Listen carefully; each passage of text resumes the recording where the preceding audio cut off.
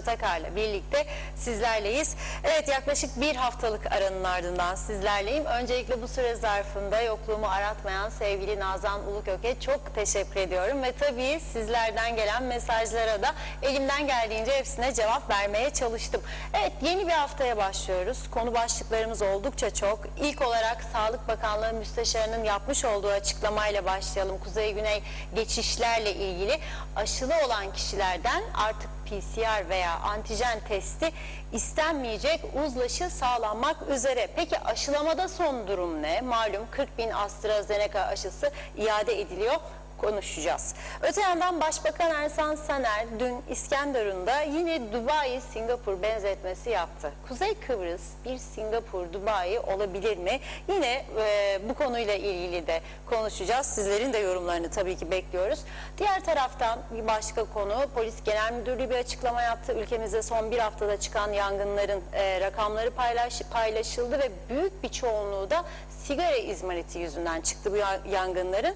Peki cezası ne? Son olarak Cumhurbaşkanı Ersin Tatar New York'ta önümüzdeki hafta Rum lider Nikos Anastasiadis'le görüşmesi bekleniyor. Fakat bu arada Güney Kıbrıs'taki Elan Başkanı'nın bir bayrak açıklaması var. Gündeme taşıyacağız. Diyor ki Kıbrıs Cumhuriyeti bayrağını Kıbrıslı bir Türk çizdiği için bu bayrağı kullanmıyoruz.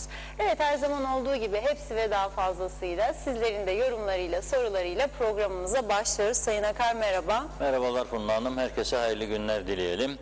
Evet, yeni bir haftanın ilk günündeyiz ve gündem yine her zaman olduğu gibi yoğun. Az önce de izleyicilerimiz Diyalog Medya grubunun TV 2020 kanalında Ankara'dan canlı yayını izledi. Bunu canlı olarak verdik. Cumhurbaşkanı Yardımcısı Sayın Fuat Oktay ve Başbakan Sayın Ersan Saner'in buluşması ve bu buluşmada söylenenler, özellikle Sayın Fuat Oktay Mavi Vatan konusuna vurgu yaptı. Bu konuda Cumhuriyet Halk Partisi'nden bir milletvekilinin sözlerini eleştirdi. Sayın Ersan Saner ise Türkiye ile ilişkilerin her alanda gayet iyi gittiğine vurgu yaptı. Şimdi tabii bu ziyaret istendiği şekilde yorumlanabilir. Sayın Ersan Saner'in önümüzdeki ay partisinin kurultayı var. Yeniden genel başkanlığa aday kazanmak istiyor ki bunun kendisinin başkanlığında genel seçimlere gidilmesini istiyor. Burada rakipleri onu izliyor. Bakalım bu ziyaretler, bir anda ortaya çıkan beklenmedik ziyaretler, Mersin, İskenderun, Adana, ardından Ankara, bunlar nasıl yansıyacak Ulusal Birlik Partisi'nin genel başkanlık seçimlerine hep birlikte göreceğiz. Şimdi ana konumuz korona.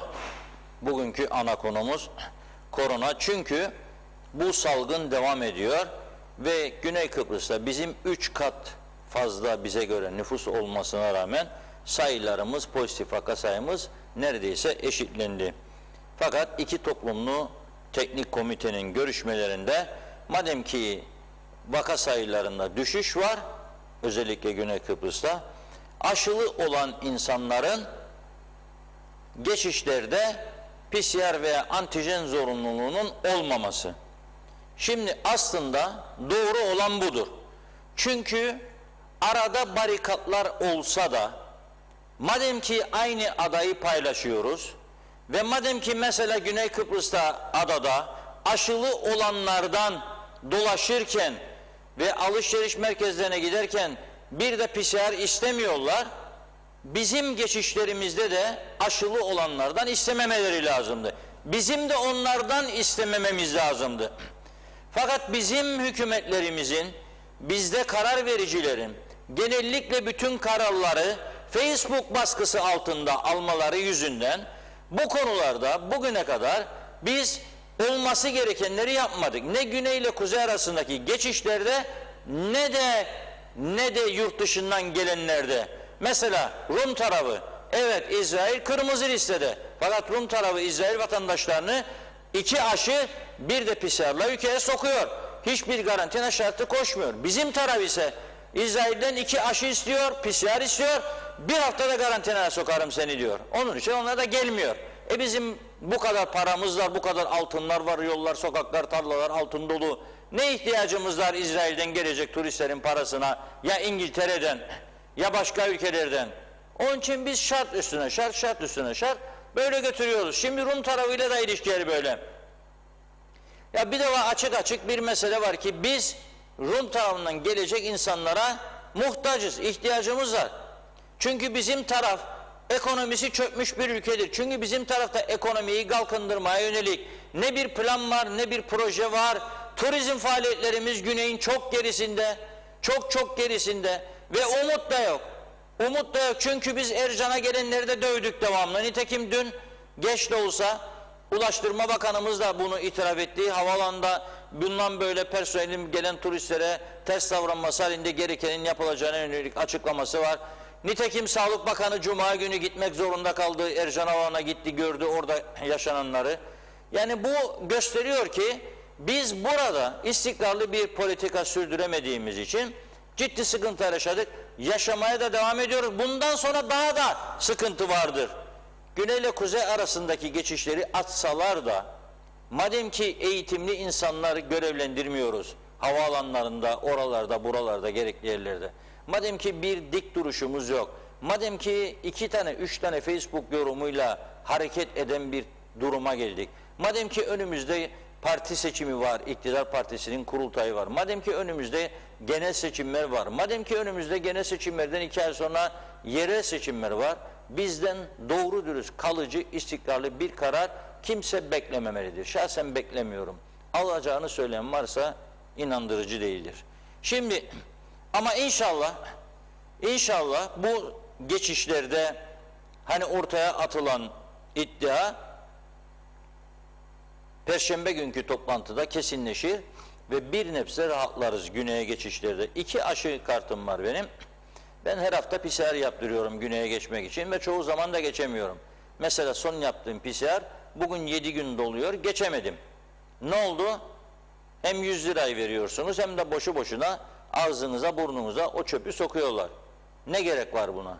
Yani aynı adayı paylaşıyoruz. Çoktan bunun durması lazımdı. Neyse ki Sağlık Bakanlığı Müsteşarı ve Bulaşıcı Hastalıklar Üst Komitesi Başkanı Doçent Doktor Deren Oygar Hanım bugün bir açıklama yaptı ve en son toplantısında teknik komitenin alınan kararı açıkladı. Perşembe günü diyor tekrar bir değerlendirme yapılacak ve aşılı kişilerin geçiş noktalarından PCR ve hızlı test olmadan geçmesi yönünde bir karar üretilebilecek diyor. Her iki tarafta da diyor koronavirüs vakalarında düşüş yaşandığı görülüyor. Dolayısıyla diyor Perşembe günü yapılacak epidemiyolojik değerlendirme sonucunda vakalardaki düşüşün devam ettiğini tespit edilmesi halinde bu yönde bir karar alınabilecek diyor. Ve sınır kapılarına büyük bir ihtimalle 27 Eylül pazartesinden itibaren yürürlüğe konacak diyor. Perşembeyi kadar bekleyeceğiz. Boşu boşuna şimdi gidip 100 lira PCR bir de ağza buruna çöp olmaz. Perşembeye kadar bekleyeceğim. Oldu olmadı. Tabii bu testimizi yapacağız. Fakat bu karara bir ek daha lazım. Güney Kıbrıs'ta sokağa çıkma yasağı yoktur. Çünkü onlar akılsız, yani fikir üretmekte bizim kadar becerili değiller. Akılsız oldukları için zaten %85'i aşılandı da biz burada daha %50'lerdeyiz. Biz çok zeki olduğumuz için, yani aşının bizi yok etmek için icat edildiğini dünyada. Yani Amerikalılar aşılanır çünkü akılları yok, bilmezler. Avrupalılar öyle, yani nüfusun ezici çoğunluğunu aşıladılar İngiltere'de, Avusturya'da, orada burada. Güney Kıbrıs'ta öyle. Biz burada çok farklı bir yaratık olduğumuz için dünyadan farklı, uzay ve Mars'tan geldiğimizi söyleyenler bile vardır. Tövbeler olsun. Bizim aşılamaya da ihtiyacımız yok. Çünkü biz ona da meydan okuyabilecek durumdayız. Mangalımız var, şeftalimiz var, zivaniyamız var, viskimiz var, rakımız var. Onu aldık mı hiçbir şey olmaz. O yüzden bu şekilde devam. Ama onlar şimdi gece sokağa çıkma yasağını aylar önce kaldırdı. Bizde devam. Neden? Gece geç vakit olursaymış bulaş artabilirmiş. Zaten geç vakite kadar açıktır ama o yerler. Denetleyebiliyor musunuz? Kaç tane isim vereyim size ben, eğlence mekanı. Sabah saat 2'ye kadar. Denetliyor musunuz? Yok. Denetlemiyorsunuz. Sokakta kimse bakmıyor bunlara. Arada bir böyle, o da artık bir garibanın kafa kelle yanacak, bir ceza alacak, gidecek. Çoğu zaman denetlenmiyor. Peki derdiniz kimi nedir sizin? Bir Kıbrıs Rum cumartesi akşamı, bakın bizzat dinlediğim bir olay. Cumartesi akşamı alıyor ailesini arabaya, hadi diyor Gerinya, yani Girne. Gidiyorlar bir balık lokantasına. Onlarda, Rumlarda akşam yemekleri 9-9.30-10 gibi başlıyor.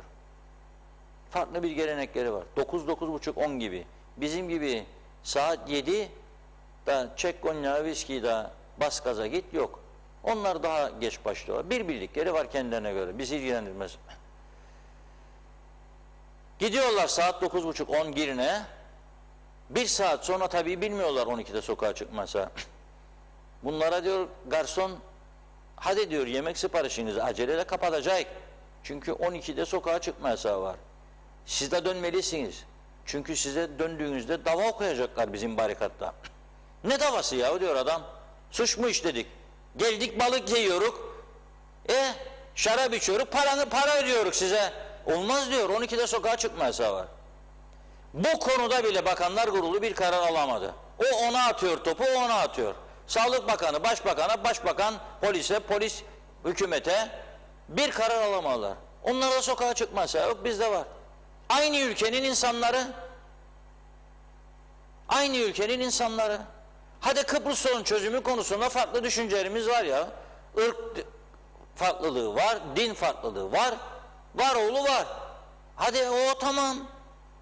Ama yani sağlık konusunda neden bu kadar farkımız var? Diyorum işte biz çok daha zeki olduğumuz için devamlı dövüyoruz adamları ama adamlar dayak yemekten usanmadılar. Enteresan bir durum. Devamlı basıyoruz dayağı. Akıllanmadılar. Şimdi diyor ki Sayın Müsteşar Deren Oygar Hanım 40.000 adet AstraZeneca aşısını da iade edeceğiz diyor onlara. Bunu yapsınlar, bakın söylüyorum bunu yapsınlar. Ben de bir Kıbrıslı Türk olarak Avrupa Birliği'ne çağrı yapacağım ve diyeceğim ki bize bir tane bile aşı gönderme. Gönderirsen seni dava edeceğim diyeceğim. Senin madem bu kadar burnun kıllıdır da beğenmiyorsun gelen bedava aşıyı, bak niye bunlar yapıyoruz biliyor musunuz? Bir Türk lirası cebimizden çıkmadı, onun için yapıyoruz. Bakın aşılar ya Türkiye'den bedava ya Avrupa Birliği Güney Kıbrıs'tan bedava. Senin cebinden bir kuruş çıkmazsa için yanar mı arkadaş? Bardak hediye geldi. Vur devir. Param yok için zaten benim değildir bu bardak. Tamam mı? Yemek 4 tabak yemek koydu komşu önüne. Bunu da beğenmem at gitsin. Yapmadın çünkü. Para vermedin. O yemeğin içindeki malzemede bir kuruşun yok. Pişirmek için terlemedin. Ne tencere koydun ne tava koydun üstüne. Atıyorsun. Şimdi aşı konusunda da öyle. Aşı konusunda önümüze getirdiler, bedavayı verdiler ya bize. Nasıl 74'te bulduk Rum evlerini, Rum dükkanlarını. Dün Maliye Bakanı'nın da gittiği hafta sonu bir köy vardı. Kahvehaneden fotoğraf paylaştı. Baktım kahvehanenin duvarlarda sıva kalmamış. İçi görünüyor betonlar. Aşağı doğru gidiyor. 74'ten beri çünkü bir çivi çakmadık. Yüzlerce, binlerce Rum mülküne. Neden? Para yok, içinde paramız yok. Hazır bulduk. Bedavayı bulunca öyledir. Bırak gitsin yavrum malıdır der herkes. Tabii farklı düşünen, para harcayıp tamir eden, daha iyi bir ortam sağlayanlar ayrı, onları ayırıyorum. Onlar kusura bakmasın. Ama genelde görüyoruz bu manzarayı. Hala 74'te ganimetler dağıtılırken bölgelerde evlerin üzerine kırmızı veya yeşil renk veya mavi renkle yazdıkları numaralar vardı. 23, 24, 28 kuraya kollardı. 28 kimdedir? Reşat'ta. Hadi Reşat bu 28 numara ev senindir. Beğenirdin beğenmezdin bilmem. Ama torpillisaydın önceden torbaya ayarlarlardı. Sık tutardı avcında torbadan çeken adam. Ah sana çıktı 24 derdi. 24 çünkü en iyi eviydi köyün. Çoğu binalarda hala da o boyalar duruyor. Bu neyi gösteriyor? Demek ki 47 yılda aldığımız, bedava bulduğumuz eve bir boya çekmedik, bir badana çekmedik. Düşünün siz. Onu gösteriyor. Bu gidişatın sonu iyidir diyen bir kişi varsa buyursun desin. Bir kişi. Bedava adamlar bize aşı verdi, bağırdık, çağırdık, aşı geldi. Hatırlayın, ekonomik örgütler de gitti, sınır kapısında aşı isterik diye eylem yaptı Avrupa Birliği'ne karşı. Onlar da sesimizi duydu, verdi. Şimdi bu ekonomik örgütlere soruyorum, siz neredesiniz ya şu anda? 40.000 aşı iade ediliyor. Böyle bir lüksümüz var mı? Soruyorum, neredesiniz siz şu anda? Niye ses çıkarmıyorsunuz? Niye bu aşıların kullanılmasını sağlamıyorsunuz? Cuma günü Sayın Sağlık Bakanı'na sordum. Kamuda çalışanların tümü aşılandı mı? Yok dedi. Aşılanmayanlara dedi 72 saatte bir antijen veya haftada bir PCR şartı getirdik dedi. Beni bu tatmin etmez. Çünkü sen kontrol edemiyorsun ki. Sen bakanlık binasına, daireye girerken, devletin dairesine, var mı kamuda bir nöbetçi ki istesin ondan PCR kağıdı yahut da antijen test raporu? Yoktur. Aşısız girer oturur. Aşılı olanlar da girer oturur, aşısız olan da girer oturur. Aşılı vatandaş da gider o daireye ve o aşısız memurla birebir muhatap olur. Aşısız adam bir şey korkmaz. Yok, korkar. Çünkü aşılıyım diye meydan okuyamazsın bu hastalığa. Gene riskin vardır ama aşısıza göre senin riskin daha azdır aşılı olursan. Bütün dünya böyle söylüyor. Ben de onlardan dinliyorum. Ama aşıya karşı çıkanlar ellerinde hangi bilgi, belge, Dünya Sağlık Örgütü, Avrupa İlaç Ajansı nereden var bir belge? Koysunlar. Sonra sen devlet olarak aşılanmayı gerekli görüyorsan bu politika senin politikandır. Bunu sonuna kadar uygulayacaksın. O 40.000 AstraZeneca'yı neden iade ediyorsun da kamuda aşılanmamış olanları aşılamaya gitmiyorsun? Mesela yarın sabahtan 30 tane 40 tane dairede 2'şer tane sağlık görevlisi gitsin, kapı kapı geçsin ve desin ki aşısızları geldik aşılayalım. Olmam ben. Al çantayı git evine. Bunun için hükümet kararı lazım ama. Yapabilir mi? Yapamaz. Yapamaz çünkü dediğim gibi 3 tane seçim var. Kurultay var. 2 de genel seçim ve yerel seçim var. 2 seçim. Yapamaz. Risk almak istemezler. Cesaret yok. Yapamazlar. İmkansızdır. Peki turizm sektörü. Bu insanlar yurt dışından gelen insanlara birer şart koşarak 2 aşı, PCR, dayak, falaka, 1 hafta karantina birçok ülkeye. Peki turizm çalışanlarının aşılı olduğunu nereden bilirsiniz siz? Tümünün. Gezdiniz mi bütün otelleri? Turizmle bağlantılı yerler, lokantalar, kafeler, eğlence yerleri, gençlerin iç içe olduğu eğlence yerlerinde çalışan garsonlar, barmenler, aşılı mı arkadaş? Gezip baktınız mı bunlara? Bunlara kullanın. Deyin ki aşısız kapatıyorum. Başlayın uygulamaya. Yoksa aşıyı iade ediyorsun. Ve vallahi billahi eğer %52 aşılamaya rağmen Rum tarafı bizimle bu geçişler konusunda uzlaşması büyük bir olaydır ha. Yani fanatikliklerini söylüyorum, gene de söyleyeceğim, programın sonunda bir konu var. Kıbrıs Cumhuriyeti bayrağı meselesi. Ama öte taraftan da alkışlanması gereken yaptıkları işlerse onunla söylüyorum. İşte bu bizim tarafa geçmelerine izin vermeleri gerçekten alkışlanacak bir durumdur. Çünkü bu insanların gittikleri benzincilerde çalışanların tümü aşılı değildir. Belki de büyük bir kısmı aşılı değildir. Gittikleri marketlerde tümü aşılı değildir. Çünkü kontrol eden yok, çünkü soran yok, denetleyen yok. PCR yaptırılmış kendine. Ne zaman denetledin ki PCR yaptırdığını? Hele paralı olduktan sonra PCR kim yapıyor? 100 lira haftada kim verecek? Yani bu konu son derece önemlidir. Buna bakmak lazım. Bir de ilginç bir konu var. Aktarmadan olmaz. İlk ismini söyleyeceğim. Derviş Bey'den gelen bir mesaj bana. Dün başımızdan geçen diyor trajikomik bir olayı gündeme getirmenizi bekliyorum Reşat Bey diyor. Neymiş bu? Girne Lemar yanındaki antijen test merkezine götürdüm kızımı diyor. kayıt yaptı, barkodunu aldı, önünde 5 ya da 6 kişi vardı test yapmayı bekleyen. Tabii benim kız test sırasını beklerken telefonuna bir mesaj geldi diyor. Ve diyor ki test sonucunuz negatif çıkmıştır. Daha sırada teste girmedi. Ama kendisine testten önce barkod verdiler. Sıra numarası verdiler diye o barkoda daha testi yapmadan sonucunuz diyor negatif çıktı diye verdiler diyor. Barkoda baktı diyor, kimliğe baktı, saate baktı, hiçbir yanlışlık yok. Yani verdikleri saat, barkod, kimlik tamam. Ama test yapmadan diyor sonuç negatif geldi. Şimdi biz diyor kime güvenelim ve bu açıklanan vakalar gerçek mi değil mi diyor. Ben de bunu buradan az önce ismini verdiğim Sağlık Bulaşıcı Hastalıklar Üst Komitesi Başkanı Bayan Doçent Doktor Deren Oygar Hanım'a ve diğer tüm ilgililere iletiyorum. Buna dikkat etmek lazım. Barkodunu veriyorsun, sıra numarasını veriyorsun, sırada bekliyor. Ama bu arada test yapmadan sonucun negatif geliyor. Küçücük bir ülkede yani olmaması lazım diyorum.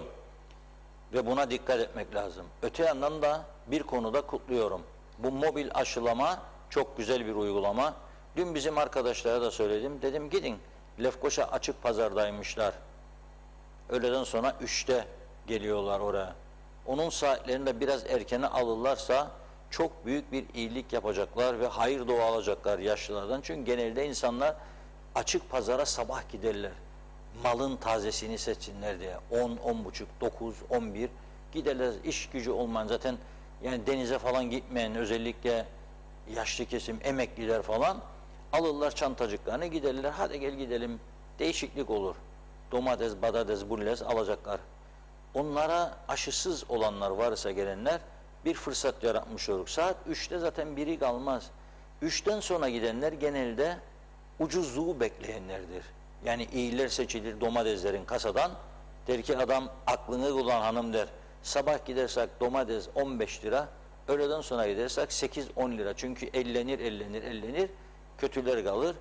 Kötüler değil ama içinden iyi bulursun gene. Daha ucuza gelir der. O da akıllı. Evin bütçesini dengelemek ister adam. Çok normal. Ben de olsam ben de yaparım yani. Öğleden sonra beklerim ama çoğu insan sabah sever. Gidip kimse ellemeden malın tazesini alsın diye. Parası var, umuru değil. Onun için bu 3 yerine sabah 9.30, 10, 11 en nihayetinde yani başlarsa daha iyi olur. Bir yerde teşvik edici olduğu görülmüştür bunun.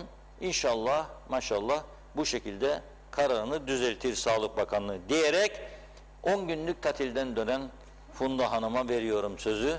Gezdi, tozdu. Hiç olmazsa biraz yorulsun bol mesajlarla bugün. Tabii siz de yazıyorsunuz. Şimdi bakalım eğer Nazan Hanım'a daha çok mesaj geldiyse Funda Hanım bir 10 gün daha tatile gidecek herhalde. Ona göre bakacağız bugün. İlahi Reşat Bey, nasıl okuyacağım şimdi ben gülmekten?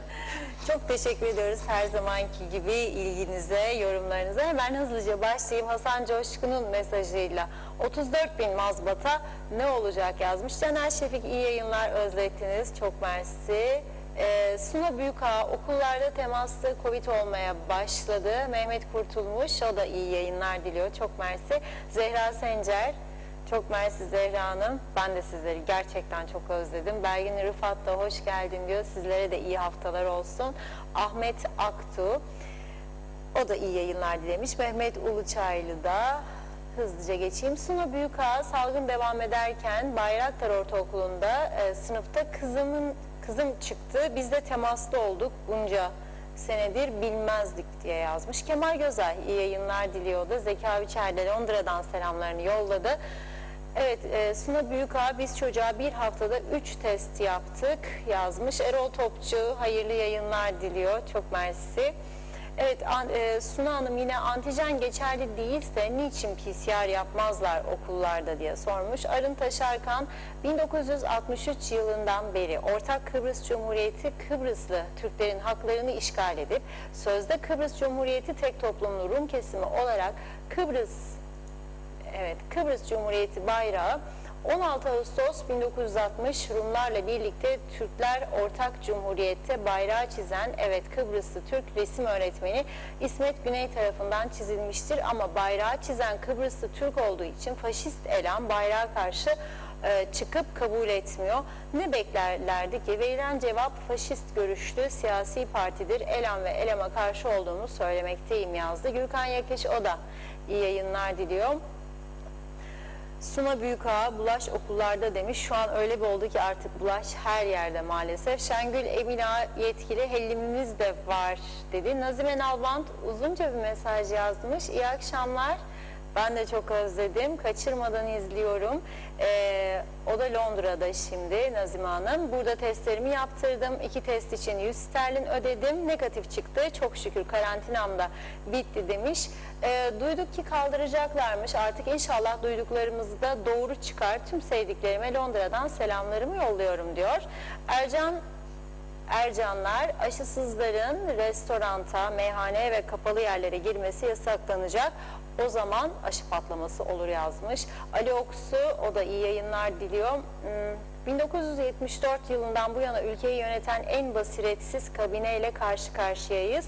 İşimiz Allah'a kaldı ne yazık. Aslı Niyazi Noburdalı, devlette de özelde de aşılanmayan ücretsiz izne çıkarılacak. Başka çare yok. O zaman aşı olurlar diyor. Hoş bulduk Aslı'cığım, çok mersi. Belgin Rıfat, Kıbrıs'taki çoğu insan zamanında tedbir almak nedir bilmez maalesef. Hala daha aşıyı sorgulayan doktorlar var. Özellikle hafta sonu Face'ten kendilerine göre olan demiş, çarpık düşüncelerini savunuyorlar. Bence bu yayınlar yapılmasa, bu kadar çok kafa karıştırmasalar daha iyi olmaz mı? Çocuk doktorları o işi yapsalar, nörologlar da, herkes uzmanlığını konuşsun demiş. Aşı üzerine yorum yapmak için bir aşı çalışmasının ne kadar özveriyle yapıldığını bilmek gerek. Eğer bilmiyorsanız susun lütfen. İsmet Çakır, o da iyi yayınlar dedi. Hasan Nihat Erduran, 1963'te yapıldı ganimetin dik alası ve o ganimete katledilip soyup sömürüp sanayi bölgeleri ve Maraşlar yaptılar demiş. Arıntaş Erkan, sınır kapılarına dikkat diyor. Kıbrıs sorununa kalıcı bir çözüm bulunmasını destekliyoruz. Kalıcı çözüm isterken de garantör Türkiye Cumhuriyeti devamını şart koşuyoruz. Çünkü güvenlik olmadan kalıcı uzlaşma olmaz. İki toplum arasında uzlaşmanın gerçekleşebilmesi için karşılıklı temaslarda artırılmasından yanayız. Fakat görüyoruz ki Metehan sınır kapısında geçişlerde sözde Kıbrıs Cumhuriyeti tek toplumlu Rum kesimi muhaciret memurları yalnız Kıbrıslı Türklere değil, aynı zamanda Rumlara da işlem yapmak istemiyor ve sürekli oyalama taktiği gidiyor. Fanatik ve ırkçı uygulamanın nedeni budur. Kıbrıslı Türkler yıllardır çözüm için iki toplumlu, iki bölgeli federal Kıbrıs için varız dediler. Büyük çoğunluğu Rumlar hayır dedi. Çözümsüzlüğün sorumlusu Kıbrıslı Türkler değildir. Çözümsüzlüğün sorumlusu Kıbrıslı Rumlardır diyor. Evet, bakıyorum. Barış 20 Temmuz Kıbrıs Barış Harekatı 74 yılında Türkiye Cumhuriyeti dönemin Başbakanı Bülent Ecevit iki topluma barış getirmiştir. Bundan sonra federal çözüm bitmiştir. Tek çözüm Birleşmiş Milletler tarafından haksız ambargoların bir an önce kaldırmanın zamanı gelmiştir demiş. Evet, Barış Erfinika iyi yayınlar diliyor. Necdet Mavi Gözlü de Kuzey Kıbrıs Birleşik Afrika Pakistan Cumhuriyeti'nden hayırlı günler, hayırlı haftalar diledi. Çok teşekkür ediyorum Necdet Bey.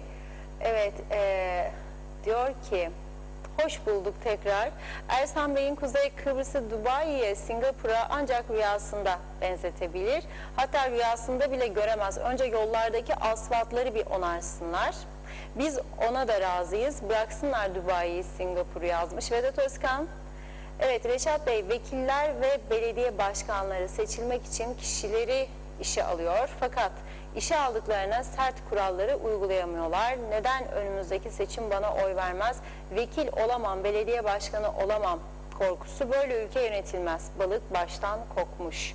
Halil Yiğit, Halil Bey de, Reşat Bey, benim de kızıma test yapmadan negatif diye mesaj geldi diyor. Hasan Yalınca, ben ne doktorum ne de bilim adamı, sadece mantık yürüterek 100 sene sonrasının hesabını yapan İngilizler kendi halkına Oxford Üniversitesi'nin yapmış olduğu AstraZeneca aşısını yaptırıyorsa ve her bir Kıbrıslı Türk ailenin en az bir ferdi İngiltere'de yaşıyorsa ve onlar da bu aşıdan oluyorlarsa bunda çekinecek ne var? Hem demediler mi asılacaksan İngiliz'in ipiyle asıl diye yazmış Mustafa Özcan. İyi yayınlar diliyor. Hoş bulduk Mustafa Bey.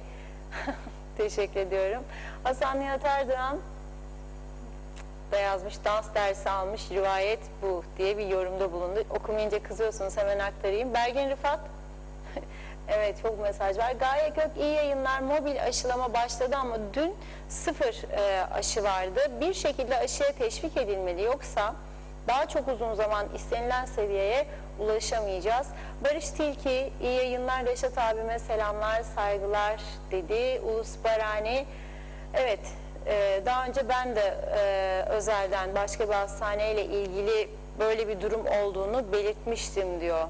Negatif sonuç gelmesiyle ilgili. Bu durumlarda da aynen İskele'de Bülent Ersoy'un ekibinde yaşanmış ve konu mahkemeye intikal etmişti. Bunlara da yasal işlem yapılması gerekmez mi? Şahıslara değil hastaneye diyor. Vedat Özkan, bugüne kadar birçok vekile 50 vekil dedirtemedim. Belediye başkanlarına 28 belediye fazla dedirtemedim. 50 vekili 100'e çıkarın, 28 belediyeyi 58 belediye yapın desem hemen kanun çıkarırlar. Mecliste en fazla 20 vekil gördüm. Siyasiler ülkeyi batırıyorlar. Gürkan Giritli, bu ülkede turizm olmazsa olmaz dedi. Erol Canseç, geçen yıla göre bu yıl grip salgını çok yüksek bir derecede yayılması öngörülüyor.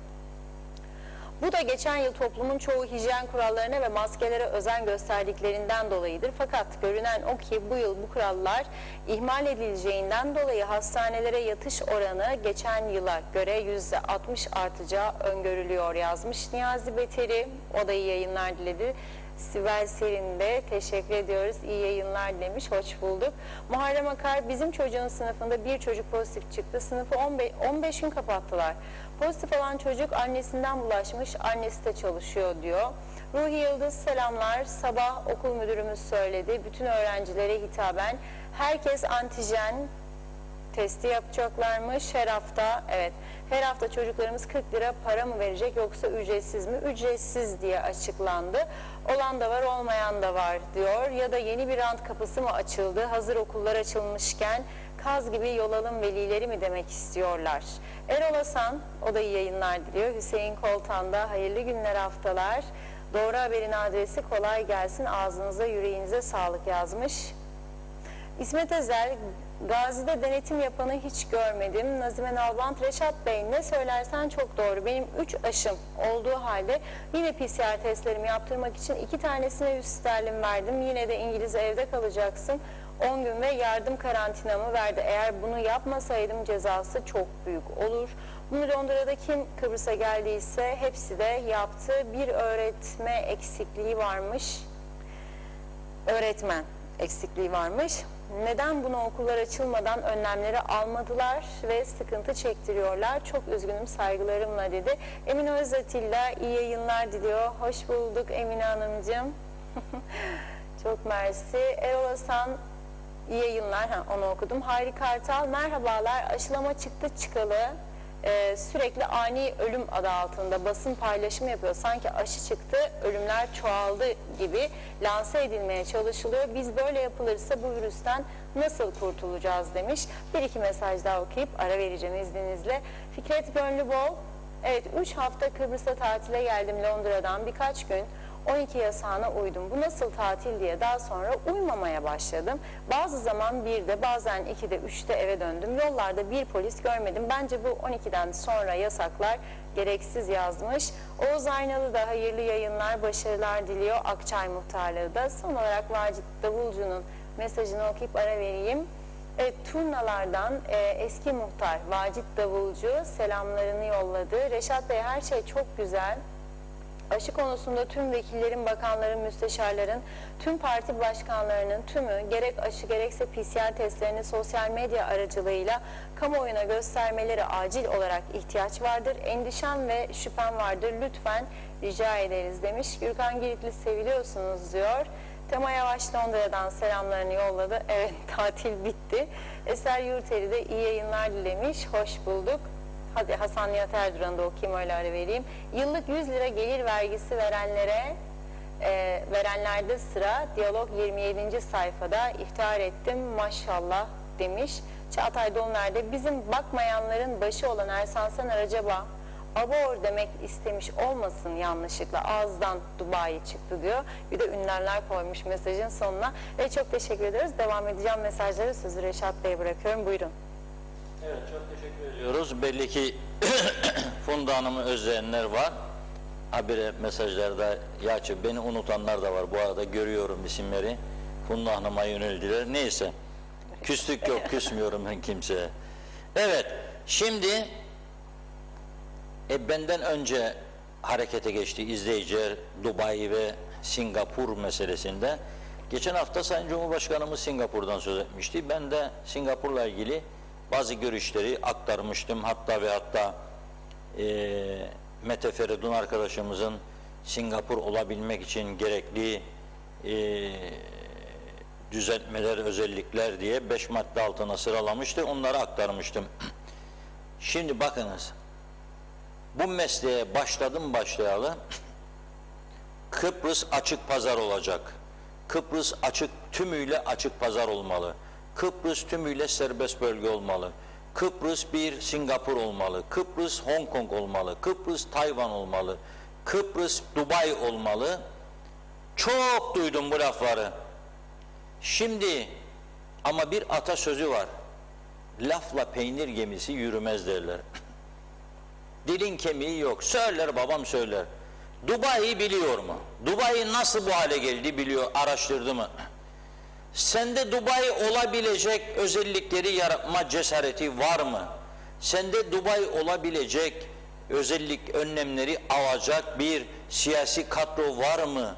Teknik kadro var mı? Sende bunlarla ilgili yasaları geçirebilecek bir durum var mı? Bakınız, bir örnek vereceğim Singapur'a gelmezden önce. Bugün bir açıklama yaptı Polis Genel Müdürlüğü. Diyor ki son bir hafta içinde 13 tane yangın oldu. 7 tanesinin sebebi sigara izmaritidir. Hadi buradan şimdi bir gazetecilik sırrı veriyorum. İnternet siteleri başlasın yazmaya araştırmadan. Biz araştırdık. Arkadaşlarımıza söyledik. Araştır bakalım. Ne dedik? Araştırdılar. Veriyorum. Herkes hazır alsın, kullansın. Nedir sebebi acep dedim. Sigarayı çektim. Attığım izmariti yandı. Tarla yanıyor, zeytin ağaçları yanıyor, yol kenarlarında yangın gidiyor. Nedir bunun cezası acaba diye merak ettim. Aldığım cevap çok ilginç. Zero. No ceza. Ceza yok. Dedim ya, burası farklı bir ülke. Biz farklı insanları Mars'tan, Venüs'ten bir yerden geldik de bilemiyoruz. Çok özelliklerimiz var. Gezegenlerden geldik. Dünyadan farklıyız biz. Hiçbir yer gibi olamayız biz. Çok farklıyız. Kimse bizim gibi olamaz. Kimse bizi kıskanmasın. Biz farklı insanlarız. Özel olarak yetiştirilmiş ve buraya getirilmiş yaratıklarız biz. Yoktur dünyada benzerimiz. Bakın, adam çekecek, sigara atacak. Yandı. Bitti. Sordu arkadaşlarımız. Nedir ya dedi bu iş? Orman Dairesi Müdürü'ne. Şu anda diyor Orman Dairesi Müdürü, hiçbir ceza yoktur. Hazırlanan orman değişiklik yasa önerisi meclise sunulmuştur. Bekliyoruz diyor. Meclislerde tatilde. Fakat meclisin tatilini bozmak için bir sürücü, adı da Özgürmüş, helal olsun. En son gelen bir fotoğraf vardı arkadaşlar. Bakın bakın. Bu araba nerede? Lefkoşa'da. Nerede? Meclis binasında. Araba bile yolu şaşırdı, gaza yaptı ve meclis binasının devirdi korkuluklarını, kapısını ve girdi içeri. Bu bile bir mesaj veriyor arkadaşlara. Allah istedi, öyle yaptı diyorum işte. Allah öyle istedi.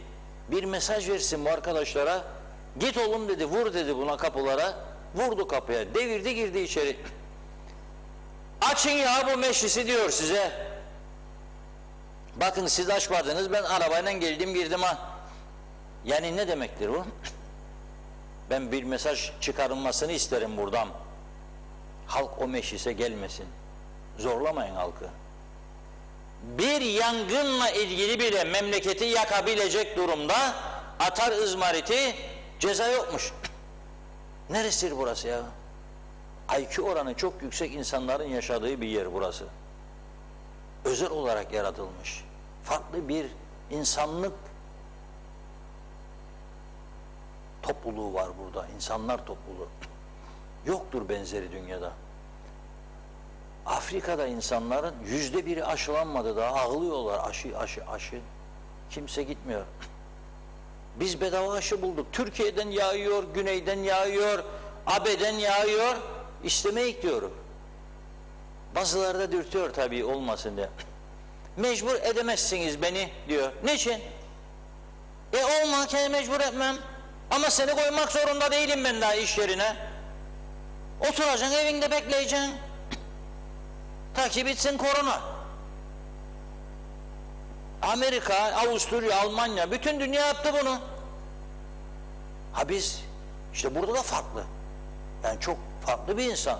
Hemen birisi anayasaya dayadı karşımıza. Anayasaya aykırıymış. İş yerinden durdurmakmış aşısızları. Bu anayasayı hazırladığında Dektaş Bey kim mezarında yapmadınız. Attınız yeni ovalarda durur. Umurunuzda bile değil yıllardır. Dektaş Bey bu zaman bu anayasayı yaptırırken ahbapların arkadaşları kendi de bir hukukçu olarak baktığında korona yoktu dünyada. Ama o anayasanın olağanüstü hal maddelerine gider de bakarsak ki ben baktım masamda da duruyor. Salgın hastalıklar durumunda olağanüstü hal ilan etme yetkisi vardır. Cumhurbaşkanı'nın. Eder mi ayrı mesele? Etmez. Ya Lefkoşa aylarca çöplerin içinde yattı kalktı insanlar. O dönemin Cumhurbaşkanı Allah iyiliğini versin Sayın Dervişeroğlu abimiz yapmadı. Olağanüstü hal ilan etmedi. Kendisine defalarca çağrı yaptım gazete köşesinden. Arşivlerde duruyor. O dönem Kıbrıs medyadan. Anayasanın ilgili maddesini hatırlattım. Bölgesel olağanüstü halle koyabilirsin dedim. Yapmadı. Siyaset böyle bir şey işte. Yaptırmaz adama bu ülkede. Küçük ülkede yaptırmazlar adama. Siyaset bu ülke için böyledir. Peki bu ülke böyle gidebilir mi? Bana göre no patapat no takatak gitmez. Sonlarına doğru geliyoruz. Bu gidişatın sonu, her gidişin, her yolun bir sonu var değil mi? Bizim bu tuttuğumuz belirsiz yol, bu sahte yol, olmayan yolda yürümeye çalışır. Bizi bir yerde durduracaklar. Ve diyor ki Sayın Başbakan İskenderun'da, tabii orada gazileri falan gördü Başbakanımız. Ben olsam ben de şahlanırım ya. Dubai'de yaparım, Singapur'da yaparım. İskenderun'daki gazi zavallı adam orada Singapur'un ne olduğunu nerede bilecek zaten. At gitsin atabildiğin kadar. Singapur oluyoruz diyor. Fert başına 45.000 dolar milli gelir. İki özelliği var. Turizm, eğitim. Dünyanın sahili üniversiteleri, eğitimcileri. Üniversiteye girerken seçtiğiniz bölüme göre kağıt imza atırlar size. Bittikten sonra üniversite hangi firmalarda iş alacağınızı, alabileceğinizi biliyorsunuz, tercihinizi de yapıyorsunuz. Pepsi Cola'da isterim çalışayım. Ne bileyim Nestle grubunda isterim. Ne bileyim ne engineering grupta isterim. Alacağınız maaşa kadar belli. Neden? Çünkü çok kaliteli insanlar yetişiyor. Neden? Çünkü sen okullarda okuma için iyi, önemli miktarda para harcıyorsun. O karşılığında bitirdikten sonra sana vermiş oluyorlar fazlasıyla. Gelsin Singapur'dan bir görüntü izleyelim bakalım. Sesli verelim. Sesli. Ver gitsin sesli.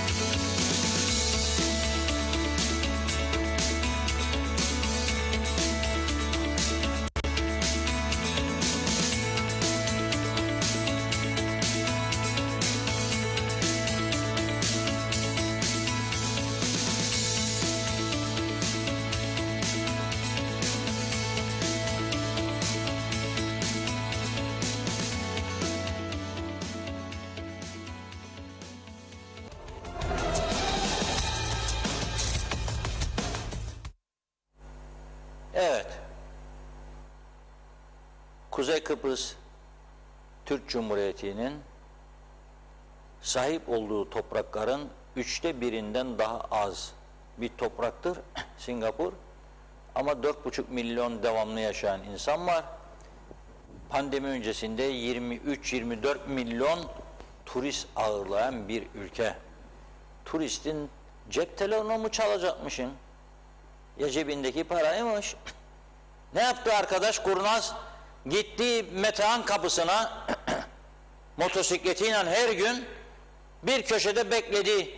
Baktı bir tane kadın 80 yaşında her gün geçiyor. Ya bu 80 yaşındaki kadın demek özlemi var, demek hatıraları var bu tarafta. Demek ihtiyacı var. Domates orada ne olmuş? Domatesin kilosu 5 liraya kadar fırlamış. 50 TL. Fakirdir, emeklidir, geliyor burada 10 liraya alıyor domatesini gidiyor. Ertesi gün aklına geldi, sigortayı çıkarmışken diyor, geliyor 2 liraya 3 lira salatalığı alıp gidiyor. Ekmek, buton ekmek biz beğenmeyiz ama ucuz. 2 lira 3 lira hiç para değil. Arabasına benzinle dolduruyor. Moral bulsun diye gider kuaförler yarı fiyatmış bizde, onu saçını başında yaptırıyor. Dişler bakım isterse gidiyor dişçiye, o da yarı fiyat yaptırıyor. Arkadaş bunu gözetliyor ve yolda geçtikten sonra önünü kesiyor motosikletiyle. Kadın duruyor korkudan.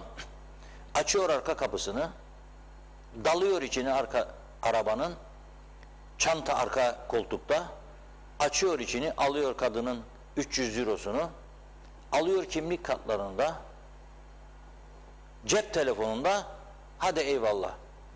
7 gün sonra bulabildi polis bizim kendisini. 7 gün sonra. Şimdi bu Singapur'da olsa buna verilen ceza nedir?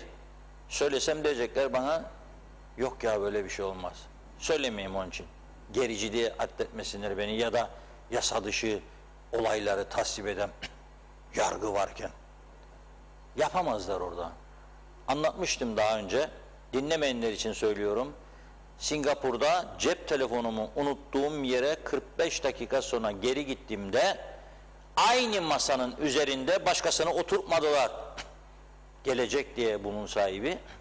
45 dakika sonra gittiğimde bir mihmandar eşliğinde telefonumu o masanın üzerinde buldum. Singapur olmak için önce birinci insan olmamız lazım. İyi kültürlü insanların yaşadığı bir ülke haline getirmemiz lazım burasının. Sorma girhanı olmaması lazım. Türkiye'de veya başka ülkede suç işleyenleri buraya sokmamak lazım. Bilmiyorum uygulamaya girdi mi, Türkiye 3 yıl önceden hazırdı.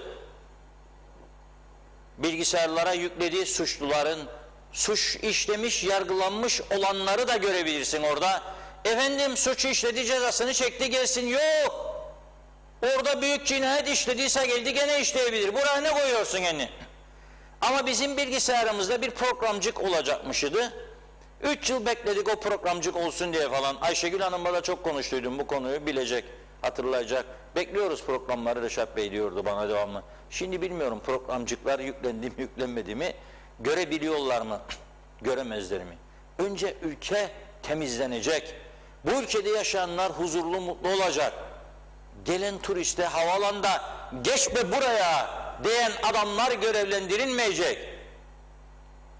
Ercan Havaalanı, Allah'ım Allah'ım gidenler anlatıyor.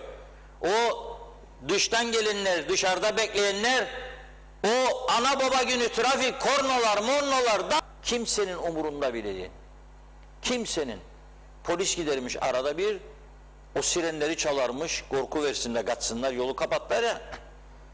Böyle bir düzen Singapur olabilir mi ya? Biz ormanları yakarken sigara izmariti atan adama para cezası bile vermezken onlar her tarafı orkide bahçesi yaptılar. Yapabilir misin sen ya bunu? Hava alanları orkide bahçesini andırıyor indiğin zaman. Bir cennette buluyorsun kendini. Turizm, eğitim çok öncelikli. Bütün sistem, ekonomik sistem, plan program dahilinde yürütülüyor. Her gelen hükümet kendine göre bir değişik plan program, iyiye doğru götüreceksen buyur. Ama geriye götürecek. Beğenmedim, ben bunu kapattım da açtım. Bugün bu gelin diyecek Singapur modeli açık pazar. O diyecek ben devletçiyim. Yani devletin elinde tutup önemli kurumları da Singapur olamazsın. Boşuna nefesimizi tüketiyoruz. Ama dediğim gibi İstiklal Savaşı gazilerini görünce İskenderun'da ben de olsam Singapur'da olurdum, Hong Kong'da olurdum. Zaten bilmiyorlar ne olduğunu. Singapur nere? Söyle gitsin. Hedefimiz diyor Kuzey Kıbrıs Türk Cumhuriyeti'nin tümüyle serbest bölge olmasıdır. 2022'de Kuzey Kıbrıs'a serbest bölge kurulması girişimlerimiz var. Farklı bir vizyon ortaya koyacak diyor. Neden bir Dubai veya Singapur olmasın diyoruz diyor. Siz de Kıbrıs'a bekliyoruz diyor. Bu da İskenderunlu iş adamlarına söylüyor Sayın Başbakan. Oradaki İskenderun Ticaret Odası üyelerine. Evet. Kudret Özersay da diyor kendilerine, vallahi diyor, eğer diyor bu soruyu neden olmayalım diyorsa diyor, 30 yıldan fazla diyor iktidarda olan kendi partisidir diyor. Neden yapmadılar diyor. Mesela diyor 12 yıl önce diyor yine kendi partisi Kıbrıs Türk kamuoyuna şu mesajı vermiş. Bunu da Ersan Bey'e anımsatmak lazım diyor. Yeni bir vizyon olarak serbest bölge projesini hazırladık demiş o zamanki UBP iktidarı. Ne zaman? 2009. Turgut Özal, Allah rahmet eylesin, 1982 yılıydı zannediyorum. Başbakan yardımcısı olarak Kıbrıs'a gelmişti ve tüm partilerin katıldığı bir toplantı yapmıştı. Koalisyon hükümetiydi o zaman. Demiş ki toplantıda, arkadaşlar sizin burada sanayi olmaz, küçücük bir ülke, ada ülkesi, 4 tarafı deniz. Sizin burada olsa demiş turizm ve ticaret olur. Burayı demiş bir serbest bölge yapalım, 0 vergi ki çekici olsun, cazibe merkezi. Çünkü ambargolar var. Nasıl kıracak bunu? 10 yıllık vergi gelirlerinden kaybedeceğiniz zararı ben ödeyeceğim Türkiye olarak diyor. Bakın fatura kesmeyeceksin kapıda getirdiği mala, sana vergi vermeyecek. Geldiği gibi girecek ülkeye. Benim gelirim ne olacak? Bu kadar memur yazarım. 10 senede emeklilik hakkı verdim insanlara diyor bizim kurnazlar, şimdi nasıl ödeyeceğim? O da diyor ödeyeceğim seni diyor. 10 yıl. 11. yılda tabii artık delillerini düzene koyarsın başka yerlerde. Nereden koyarsın? Ülkeye geldikten sonra adam yediklerinden, içtiklerinden, turizme verdiklerinden toparlarsın vergilerini. Kazanan adamlardan toplayacaksın gelir vergisi ve ayakta duracaksın. Bizim partilerden bir tanesi, muhalefet partisi, şimdi de muhalefet, ülkenin en az sayıda milletvekiline sahip partisi, onun temsilcisi Özal'ın yüzüne bakmış. Efendim demiş, biz bu konuyu parti meclisine götüreceğiz. 2 milletvekilliği parti veya 3 Özal'a diyor bunu. Türkiye Cumhuriyeti'nin o zaman Başbakan Yardımcısı, bütün Türkiye'yi dünyaya açan Turgut Özal'a diyor bunu.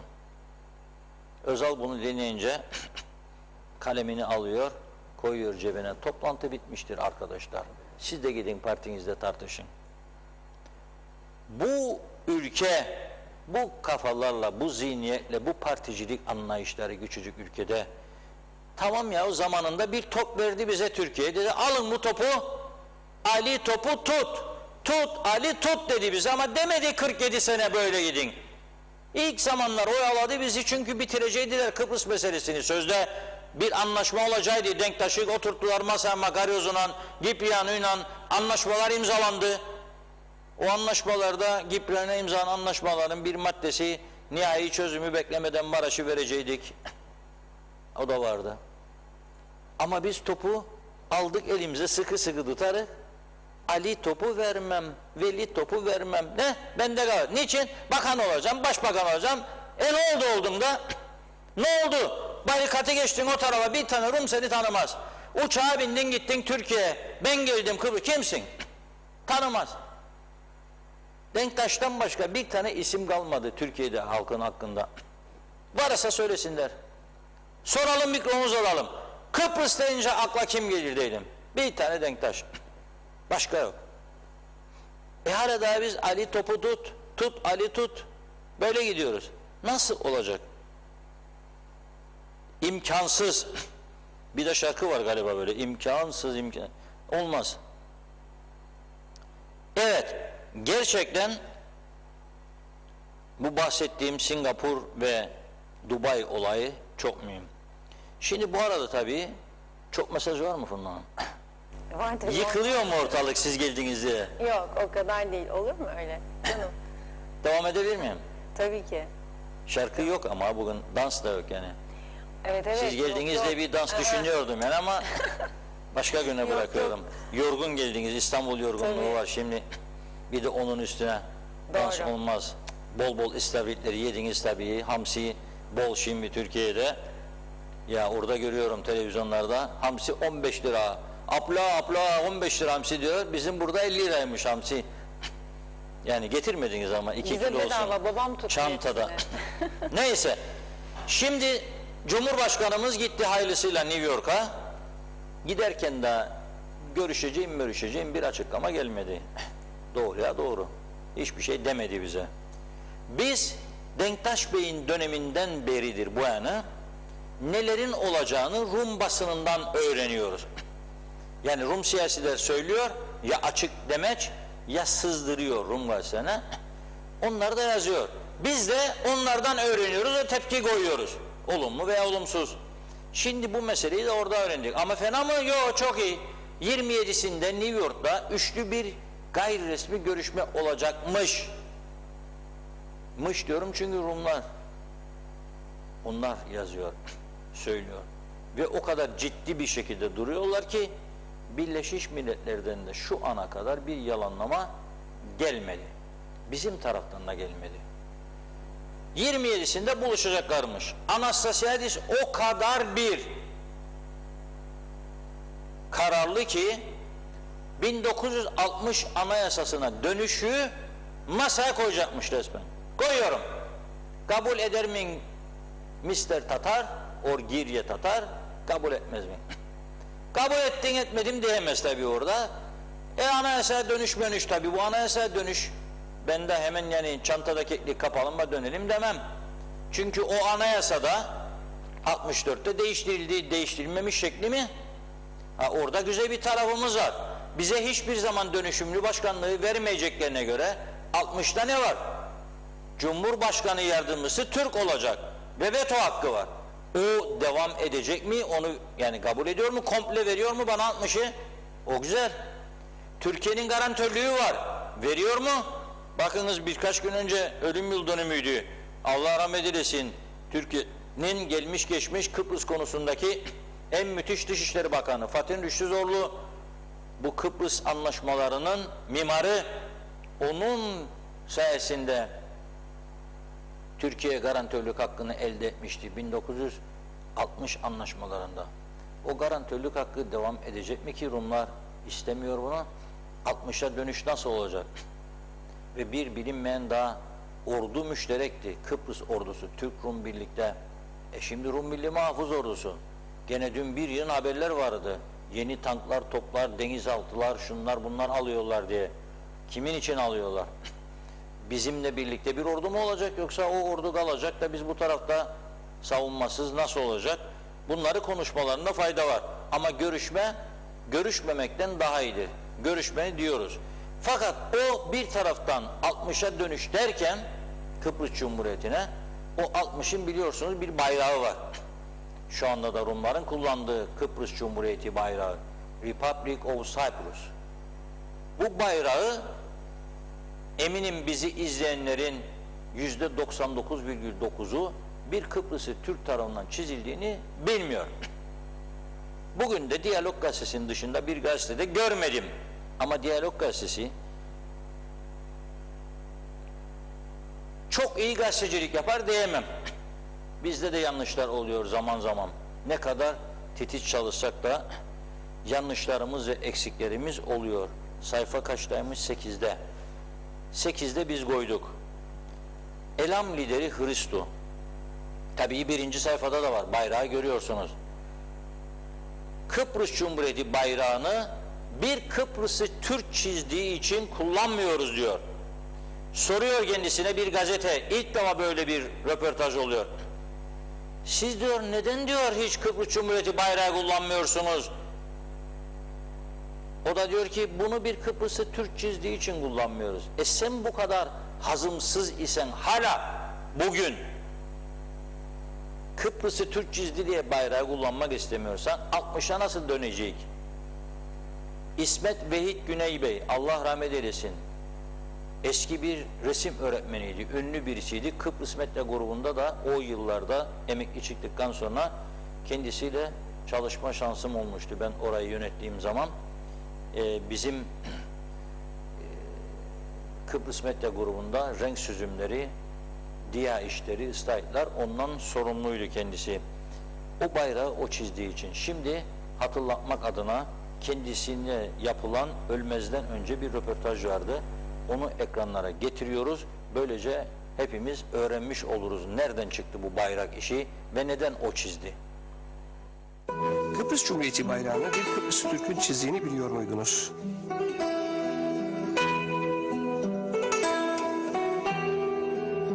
İsmet Güney 80 yıllık bir çınar. Ömrünü resime ve öğretmenliğe adamış. Şimdi İsmet Güney ile 1960'a bayrağı çizdiği günlere dönüyoruz. 1960'ta bir ilan gördüm gazetede. Bir yarışma, bayrak yarışması. Ve iştirak ettim. Ve bir bayrak çizip Türklerle Rumlar arasında kurulan, beraber kurdukları Kıbrıs Cumhuriyeti'nin yetkililerine gönderdim. Aradan 5-6 gün geçtikten sonra bir telefon aldım. Makaryos beni görmek istediğini söyledi. Ve gittim. O zaman Doktor Küçük de Makaryos'un yardımcısıydı. Bir de Kranik Yodis isimli bir Rum vardı. Kalem müdürüydü. O da orada. Onlarla tanıştım. Ve bana dediler biraz sonra Makaryos seninle konuşacak. Bekledim. Ve bir müddet sonra girdim odasına. Beni hoş karşıladı. Dedi ki sen bize bir bayrak çizdin. Devletin bayrağını. 500 müracaat vardı. Yani 500 yarışmacı vardı. Bunların içinden senin çizdiğin bayrağı seçtik. Artık Kıbrıs Cumhuriyeti'nin bayrağı senin çizdiğin bayrak olacak dedi. Ben memnun oldum. Bunu söyledim. Beni tebrik etti. Bir de şaka niyetinde bir şey söyledi. Şimdi bu bayrağın içinde bir Kıbrıs haritası var. Bunu ne diye koydun dedi bana. Dedim Kıbrıs ismini bakırdan aldığı için Kıbrıs haritasının silüetini bakır renginde beyaz bir zemin üzerinde göstermeye çalıştım. Altına da 2 tane zeytin dalı ilave ettim. O da barışı simgeler. O zaman bana diyor ki bunun manası da çok güzel. Hoşuma gitti. Bu bayrak ilelebet bizim bayrağımız olacak dedi. Ama senin işin daha bitmedi dedi. Bana 3 tane de hatıra pulu yapacaksın. İşte 1960'ta 3 tane de hatıra pulu yaptık. Basıldı, satışa sürüldü. Ondan sonra bir de amblem isterim. Senden devletin amblemi olacak. logosu olacak. Bir de amblem yaptık. O hala daha şimdiye kadar kullanmaktadır. Hükümetin resmi kağıtlarının üzerinde, resmi dairelerin personel üniformalarının şapkalarında, düğmelerinde hep o çizdiğim amblem mevcuttur. Bir müddet paranın, yani Kıbrıs parasında da kullanıldı. Ondan sonra değişti zannediyorum, bilmiyorum ama yeniden para basıldıydı. Bayrak hikayesi o, yani 44 sene evvel yaptığım bir bayrak. Peki bayrakta ilhamınız neydi? Nereden ilham aldınız? İlhamın değil, düşünce bir daha doğrusu. Dedik ki beyaz bir zemin üzerine Kıbrıs'ın turuncu bir resmini düşündüm işte. Beyaz zemin temizliği gösterir. Kıbrıs'la ismini bakırdan aldığı için onu da bakır rengine boyadım. Altına da barışı simgeleyen 2 tane zeytin dalı ilave ettim. Gayet basit. Ama manası yani Kıbrıs'a uyuyor. Beğenildi. Μου ξαναρχόντενα ένα χρόνια δοξασμένα να ήτανε το 21 να'ρθει μια στιγμή να περνάω καβαλάρης στο πλατή ταλόνι και με το κολοκοτρώνι να πίνα κρασί. Να πολεμάω τις μέρες στα κάστρα και το σπαθί μου να πιάνει φωτιά και να κρατάω τις νύχτες με τα άστρα μια ομορφούλα αγκαλιά. Μου ξαναρχόται ένα χρόνια δοξασμένα να ήτανε το 20.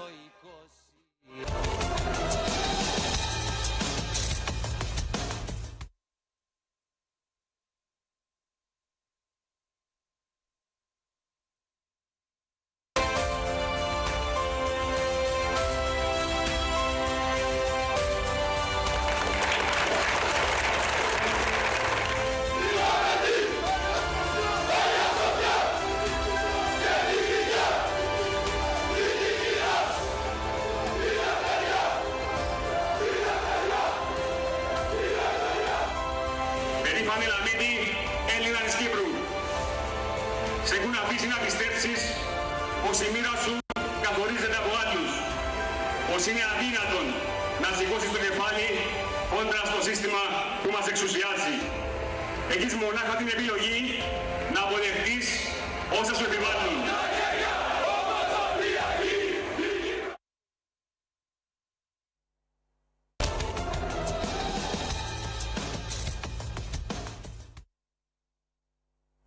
Evet, sizlere kapsamlı bir yayın yaptığımız ve önemli alınması gereken mesajları verdiğimizi düşünüyorum. Birinci yayınladığımız videoda Kıbrıs Cumhuriyeti bayrağını çizen ve Makarios tarafından da kabul gören sanatçımız merhum İsmet Vehit Güney'di. Sesinden verdik bayrağı nasıl çizdiğini, renklerin ne anlama geldiğini. Daha sonra verdiğimiz bu elamcılar, en son konuşan da elamın lideri, şu anda milletvekili Hristo. Atina'da eğitilmiş, oradaki faşist terörist, dünyanın terör örgütü listesinde yer alan Altın Şafaklar Hrisi Avgid'in başkanının uzun yıllar koruma görevini yapmış. Onu koruyordu. Belli zaten, eğitimden geçmiş bir arkadaş. Ve şimdi de buradaki elamın uzantısı. Yunanistan'dakiler sözde Hrisi Avgi'yi kapattılar mahkeme kararıyla. Buradakiler onun bir uzantısı olan elamı siyasallaştırdılar, meclise gönderdiler. Ve bütün mitinglerde Türkiye aleyhtarı, KKTC aleyhtarı tüm mitinglerde Yunan bayrağı taşıyorlar. Şimdi bu açıklamalarını bizim devletimizin TAK ajansı yaptığı röportajı tam olarak yaptıysa o zaman Rum gazetesine sormak isterim. Sorularınız eksiktir. Böyle gazetecilik olmaz. Eğer tak eksik çevirmişse taka selam söylüyorum buradan. Tekrar okuyunuz, tekrar tercüme yapınız. Soru esas şudur. Neden Kıbrıs Cumhuriyeti bayrağı taşımıyorsunuz? Sana dedi ki bir Kıbrıs'ı Türk çizdiği için taşımıyoruz bunu. Peki neden hep Yunan bayrağı taşıyorsunuz? Arkasından gelmesi gereken soru. Çünkü siz Enosis için and içmiş insanlarsınız. Zaten Elam diye Google'dan araştırma yaptığınızda Kıbrıs'ın Yunanistan'a birleştirilmesi için mücadele eden örgüt olarak adı geçiyor. Durum bu çerçevede. O zaman ben 60'a başlığımız olur. Bunlarla 60'a dönülür mü diyor Diyalog Gazetesi bugün. Bu başlık işte onun için atılmıştır. Bu kafalarla, bu zihniyetle evet biz istiyoruz bir çözüm. Artık bitsin bu Kıbrıs meselesi. Çünkü ortaya çıkan da bir gerçek var. Biz burada kendi kendimizi doğru dürüst yönetemiyoruz. Biz burada kendi aramızda birbirimize karşı saygı kültürünü maalesef yitirmiş durumdayız. Bizim buradaki devlet kurumlarımızda görev alıp devleti kötüleyen, devleti yıkmak için çalışan insanlar geldi geçti ve halen vardır. Onlar da öyle değildir. Onlar da bir Dışişleri Bakanlığı'nda, bir tanıtma dairesinde, enformasyon dairesinde özellikle muhacirette, poliste görev alanlar çok uzun zaman özel eğitimlerden geçirirler. Öncelik Yunanistan ve Kıbrıslı Helenlerdir. Bizde öyle değildir. Bizde maaşını aldığı yere küfreden, ona zarar vermeye çalışanlar da vardır. Çünkü birinin geldiği iktidarda göreve alınmıştır. Ötekinin geldiği zamanda görev yeri değiştirilmiştir. Birbirine çalım atan insanlar topluluğu oldu burası. O onu yaptı, ben de bunu yaparım. Gösteririm ona kendini, gösteririm buna kendini. De bu hale geldik. Eğer bunun içinden biz bu halimizle çıkabileceğimizi düşünen biri varsa ona selam söylüyorum. Soğuk bir bardak su içsin. Buyurun Funda Hanım. Deyip hemen mesajlara başlıyorum ben de hızlıca. Fikret İpekçioğlu, tabii öncesi de vardı ama yoğunluktan kayboldu o mesajlar. Kıbrıs sorununda korsan memleket olmaktan kurtulamadık. Nedeni bir çöp bidonunu bile Karpas sahillerine koymaktan aciz bir memlekette yaşıyoruz diyor. Denkay Soysan uzunca bir mesaj yazdı aşı karşıtlığıyla ilgili. Tabii silinecek, okuyamıyorum. Belgin Rıfat, Kıbrıs olsun lütfen, modern turizmin öncü olduğu doğal tarım ve çiftçiliğin gelişeceği yolların gereğinde motor ve gereğinde ise kaldırım taşlarından olan evlerin beyaz boyalı pırıl pırıl yollar ve çiçeklerin olduğu tertemiz bir yer olmalıyız diyor. Eski Yasemin kokularının tüttüğü yollarımız olmalı. Ulaşımın kaos değil, konforlu olması gerekir. Daha az araba, daha çok toplu taşıma olmalı. Gerçi bu konu için çok geç kaldık. Çünkü artık her evde 5 araba olmaya başladı demiş. Ulus Berani, Kuzey Kıbrıs'ın başında dünyanın en iyi Cumhurbaşkanı, Başbakanı, Sağlık Bakanı ve meclisi olduğunu söylüyoruz. Bu durumu gören en güçlü ülkeler de Kuzey Kıbrıs'a özenerek yardım istiyorlar demiş. İzzet Kahraman, iyi yayınlar Sayın Reşat Bey, hep konuşuruz. Biri de anlasa konuştuğumuz konuları ama hep menfaat düzeni yarattık demiş İzzet Bey de.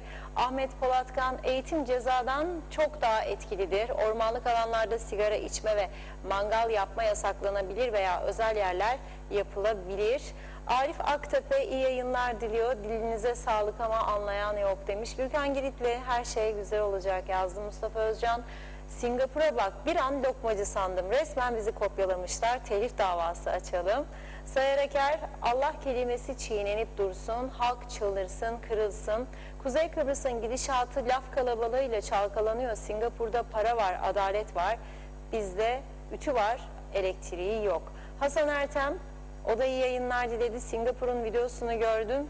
Aynı bizim Kuzey Kıbrıs diyor. Hasan Nihat Erduran, oralarda her gelir vergiye tabi. Vergi cenneti değil, tek fark budur. Ambargosuz olsak özel sektör uçurur KKTC'yi. Guterres'e selam olsun. O da saati 4 Mart 1964'te durmuş, hala uykuda yazdı. Abi Hüseyin, Yine serbest bölge olacağız, Singapur olacağız diye aynı yerliliğe başladılar. Vedat Özkan 38 yılda 24 hükümet daha ülke nüfusunu sayamamış, eğitim hak getir diyor o da. Evet, İbrahim Nurdal Avrupa'da her yer temiz ve yeşillik çünkü orada yere çöp atanı döverler ama burada çöp atan birine itiraz edersen çöp atan seni döver diyor. Necdet Mavi Gözlü, meğerse ekranda gördüğüm Singapur'muş, bir an Lefkoşa surlar içi sandım. Bizim Lefkoşa'ya gerçekten çok benziyor diyor. Evet, güneyde kuzeyde domates fiyatları kıyaslamayın demiş. Ahmet Polat, Singapur'u Singapur yapan, uzun zaman başkanlık yapan liderleri Changi'dir. Her yere onun adını verdiler.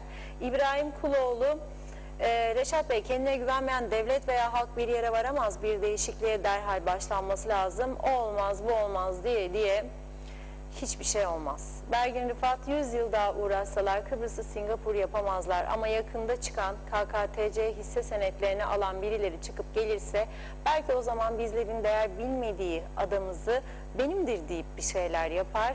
Ne demek KKTC hisse senedi? Neyimiz var ki senedimiz oldu? Evet, Vacit Davulcu, Reşat Bey, bana gösterebilir misiniz Orta Doğu kültürüyle beslenen ülkelerde hangi ülkede var sizin dediğiniz, aradıklarınız? Olamaz çünkü kafamız gövdemizi idare etmiyor. Eğitim, eğitim, eğitim ve önce halk karakter yapısı düzgün bir yönetici kadroya ihtiyaç vardır dedi. Vedat Özkan, Antalya Mersin arası ortalama 100-150 kilometre. Sebze meyve 2 lira 8 lira arası, Kıbrıs'ta 2 katı. Et fiyatları da evet maalesef 2 katı. Vekil adayları oy istemeye gidince halk bu soruyu sorsun bakalım ne cevap verecekler dedi. Belgin Rıfat, serbest liman var zaten kaç kişi kullanıyor? Liman da kalmadı, serbest yapsınlar. Önce limanları yapılandırmaları gerek. Ahmet Halil iyi yayınlar dilemiş. Mustafa Özcan, Ekonomi Bakanımızın bile elinde piyasayı denetleyecek yetkisi yokmuş. Düşünsenize, piyasada denetim için bir yasa varmış, daha geçirememişler. Onun için 1 liraya ithal edilen domates 10 lira olabiliyormuş. Bu konuda Tarım Bakanlığı suçluymuş. Bu kafayla bırakın Singapur'u, Liberya bile olamayız. Altan Karakuş, iyi yayınlar Sayın Reşat Akar, ağzınıza sağlık abi dedi. Şerife Turgay Derya, o da iyi yayınlar diliyor. İzzet Kahraman, ne oldu iki devlet? Hayalden öteye geçmez demiş. Vedat Özkan, evet müjde, Ankara'da karpuz kilosu 90 kuruş, mevsimi geçiyor, kavun 2.95, sarımsak kilosu 10 lira. Kuzey Kıbrıs Ekonomi Bakanı hangi ekonomiyi yönetiyor? İmkan olsa da oraya kamyonla göndersem diyor. Belgin Rıfat, Funda Hanımcığım tatil yarın teşekkür ederim. Maşallah biz Kıbrıs'ın bu gergit açıklamaları ve dönemeyecek miyiz, dönecek miyiz, acaba orada hastalanırsak ne olacak diye düşünmekten tatil planlarımızı iptal ettik maalesef. Üzülerek yazıyorum ama son günlerdeki ani ölümler ve genç kayıplar da korkutuyor beni. Sağlık konusunda endişelerim çoğalıyor. Kimseyi suçlamıyorum ama sağlıkta sınıfta kaldık zannedersem dedi Belgin Hanım da. Hasan Nihat Erduran, iki ekonomi eşitlenmeden, ambargolar, izolasyonlar kalkmadan bu mümkün değil. Çözüm ancak iki eşit ekonomi olursa mümkündür, tek gerçek budur. Rahmetli İsmet Vehit Hoca kolejde okuttu bizi. Hasan Yalınca, 60'a döneceksek köylü köyüne, evi olan evine, yani çiçek ekmeye saksısı bile olmayan ne olacak diyor. Hasan Nihat Erduran parayı da çizmişti demiş İsmet Bey için. Devam ediyor, bakır renkte oradan gelir. Hasan Nihat Erduran yine, o amblemi bizim barışçılar değişti. Vurulup düşen kargaya döndürdüler. Boşuna devlet mühür, antetli kağıt, makbuz vesaire masrafına girmişti yazdı. Eser Yurteri, bu eylem bir terör örgütüdür diyor ve eklemiş bir diğer mesajda, bunların bir de APOEL diye bir futbol takımı vardır. Onlar da faşist yazdı. Evet, bakıyorum Belgin Rıfat, yani adamlar sırf bir Türk çizdi diye bayrağı kullanmıyorlar ama barış olacak da birlikte yaşayacaklarmış, yorum yapmayacağım. Mehmet Salih, Elam'ı besleyen kuzeyde ve diyor, kuzeyde de Elam'ın besledikleridir. Karşı karşı balkondan balkona al gülüm ver gülüm, hepsi al birini vur ötekine yazmış. Fatih Çevik, TKP gelecek ve toplu ulaşım zulmü bitecek. Mehmet Çakıcı başkan önderliğinde üniversitede öğrenim ücretsiz olacak yorumunda bulundu Fatih Bey. Gürkan Yakış'ta diyor ki, Girne Çatalköy yolu problemi nasıl çözülecek acaba? Her daim trafik keşmekeşi. 1 saatte Girne'ye gelemiyorum. Üstüne okullar açıldı. Daha yola çıkmak istemiyorum. Herkes çocuğunu arabayla bırakmaya geliyor. Trafik kilitlenip kalıyor yazdı. Yücel Barbaros, bir eşyayı bir malı terlemeden kazanırsan aynen bizdeki gibi değeri bilinmez. Bünyamin Fındık selamlar diliyor. Evet, 3 adımız var. Biri KKTC ve 2 tanesi de Türkiye'de yaptırdık. Başka bir şey gerekir mi? Evet, başka bir şey gerekir mi? PCR'ler gibi. Teşekkürler, kolay gelsin demiş. Hüseyin Koltan, iyi ki varsınız.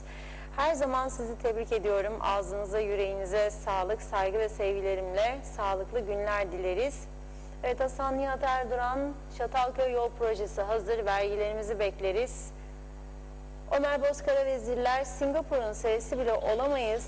Bu peşkeşçi hükümetle tam tersi olan özgürlüğümüz de engelleniyor. Yakında Afganistan gibi kapatırlar da bizi menfaat ülkesi dedi. Bünyamin Fındık soru, evet, Kuzey Kıbrıs'tan buraya gelmek için ama tabii daha sağlıklı bilgileri ilgili yerlerden alabilirsiniz. Gürkan Geritli son mesaj, sistem, sistem, sistem dedi diyorum ve mesajları burada noktalıyorum şimdilik. Sözü Reşat Bey'e bırakayım. Evet, teşekkür ediyoruz. Son özür dilerim. 2-3 tane konu kaldı. Kısa kısa geçeceğim. Bir tanesi şoför okullarının isyanı. 1000 tane kadar sınava girmesi gereken ve aylardır bekleyen öğrenci varmış. Bir yığın para akacak devlete. Bir de tabii insan hakları var. Hani biz işimize geldiğinde aşı, insan hakları olma, bizi kimse mecbur edemez diyoruz ya. Tamam da insan hakları var. Sınava girecek, ehliyet alacak, bekliyor. Sistemimiz de mükemmel. Elinde kitapçık, baktım, yolladık arkadaşlar, böyle son dakika okup. Neymiş bu? Durmak, beklemek yasaktır işaretini öğrenecek. Yahut da ne bileyim, araba geçmek yasaktır. Sınav bitti, ertesi günü sor. Bu tabela nedir? Bilmiyorum.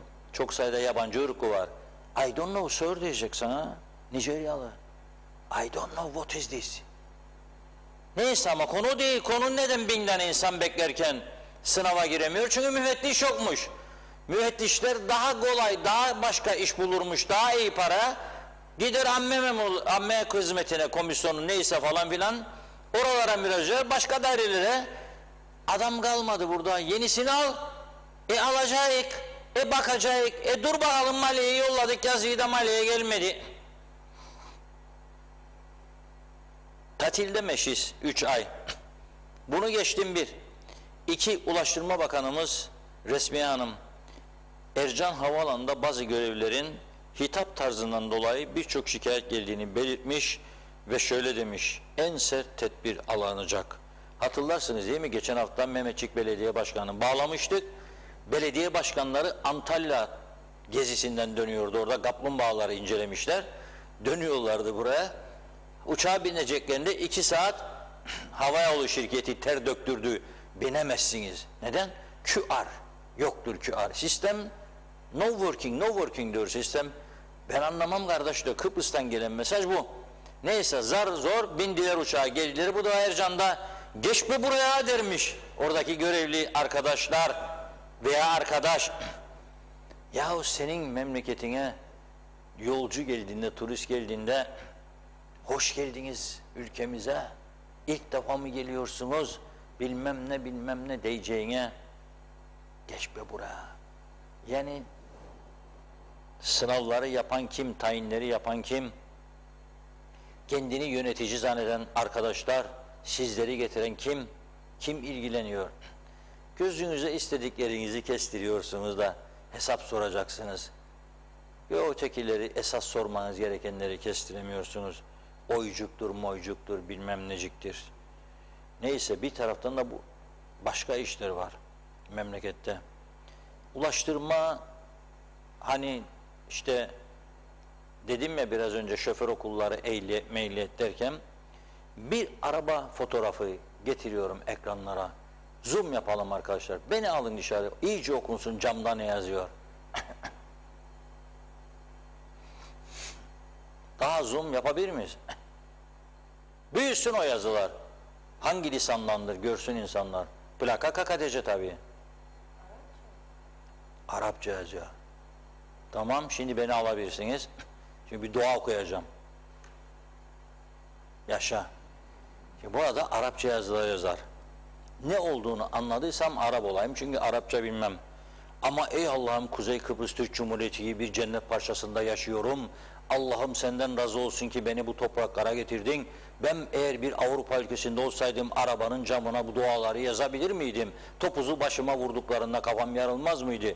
Kıbrıs'ın öteki tarafına geçsem de yazamazdım bunları. Orada da yasak. Peki bizde yasak mı değil mi?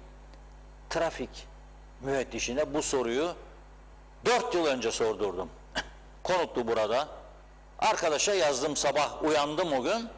Sabah yazdım 9, dedim yazayım birkaç soru bu arkadaşa sorsun alın. Yasaktır dedi. Peki bunlar nereden? Bir tane araba durdurdunuz mu siz bugüne kadar? Da bunlar vardı. Bırak Arapçayı, Türkçe de var. Sev beni seveyim seni, Tanrı beni senin için yarattı. Daha bunun gibi neler neler. Nasıl bir memlekettir burası? Hangi Avrupa'dan bahsederik? Hangi Avrupalı olmaktan bahsederik? Ya Singapur, bir tane arabanın camında böyle bir yazı koy bakalım ne olur. Ha o taraftan da bak Rumların fanatikliğini gösterdim. Bunu devamlı birilerinin gündemde tutup Avrupa Birliği'ni, Birleşik Milletleri uyarması lazım. Bu mesela ben bu ülkenin Cumhurbaşkanı veya Dışişleri Bakanı veya Başbakanı veya bakmayanı olsaydım bir makamda bakan altı Birleşmiş Milletler temsilcisini davet ederdim bugün. Derdim gel bakalım bura. Bu ne kin ya bu? Hristo'dan. 5 tane milletvekili, 4 tane milletvekilleri var şu anda parlamentoda. Ve savunma komitesinin de üyesi. Bak ne diyor? Bir Türk çizdi diyor. Avrupa Birliği ırkçılık mı değil mi oğlum bu? Bir tepki var mı? Temsilciliğimiz var. Yolladı mı birisi buradan kendisine? Temsilciye al bunu da git bakalım. O Borrell vardır. Bir şeyler gösterin. Yok, kimin umurunda ya? Kimin umurunda? Umurunda değil. Onun için forever tiarensi diyorum ve veda ediyorum bugünlük sizlere pazartesi. Yarın yeniden birlikte olmak umuduyla danslı günler gelecek yarın inşallah. Evet. Bize teşekkür ediyoruz değerli yorumlarınız için. Sevgili izleyenlerimize de çok çok teşekkür ediyoruz mesajlarıyla, katılımları için. Evet, yarın yine aynı saatte görüşmek üzere diyorum ben de. Sağlıcakla kalın. Bu arada korona şarkısına istek yapmışsınız. Yarına bakalım, ayarlayabilirsek çalarız. Hoşça kalın.